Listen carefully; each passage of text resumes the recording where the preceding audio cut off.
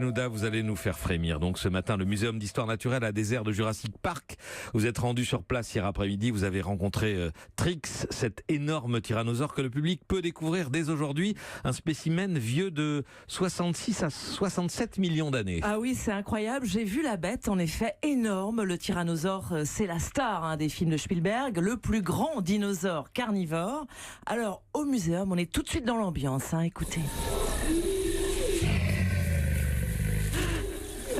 Vous voyez, on entend effrayant, fascinant aussi, c'est le T-Rex, le roi des lézards tyrans, un spécimen fantastique découvert en mai 2013 dans le Montana, dans le nord de l'Amérique, un squelette très bien conservé, complet à 70%, ce qui est quand même rarissime. Alors c'est une femelle, je peux vous dire qu'elle est vraiment impressionnante, 4 mètres de haut, 12 mètres 50 de long, l'impression qu'elle va se jeter sur nous et nous dévorer. Écoutez Ronan Alain, paléontologue au muséum. On est devant la bête en position très dynamique, puisqu'on a l'impression qu'elle est en train d'avancer sur nous. Elle nous regarde. C'est une prédatrice, il suffit de regarder son crâne et ses grandes dents pour s'en rendre compte. Bon, alors par contre, ces petites pattes ridicules nous disent pas grand-chose là-dessus.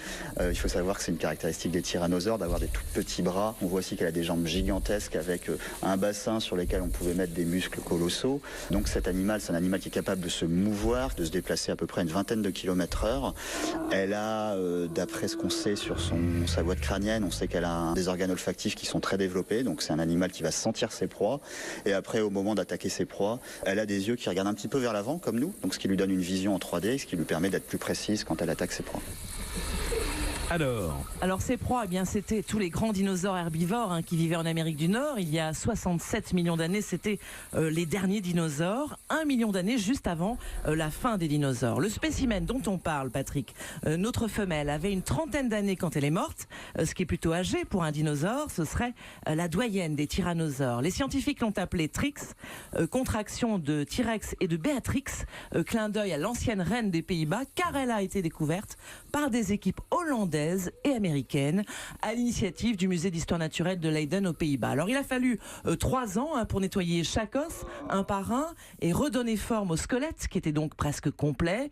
Alors comment expliquer qu'il était si bien conservé?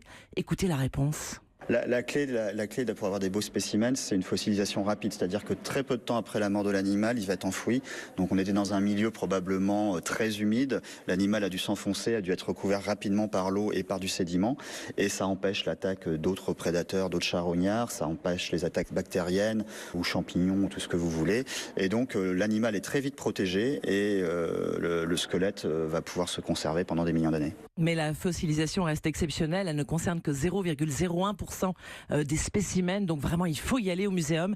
C'est vraiment waouh. Et autour de Trix, cette femelle tyrannosaure, l'exposition se veut interactive. Oui, absolument. Vous avez l'animal et puis une série d'animations assez amusantes. Alors, moi, j'ai appris que Trix mettrait 2 heures à me manger. Et pourtant, j'ai réussi à ne pas me faire attraper par le dinosaure en roulant à vélo à plus de 20 km/h.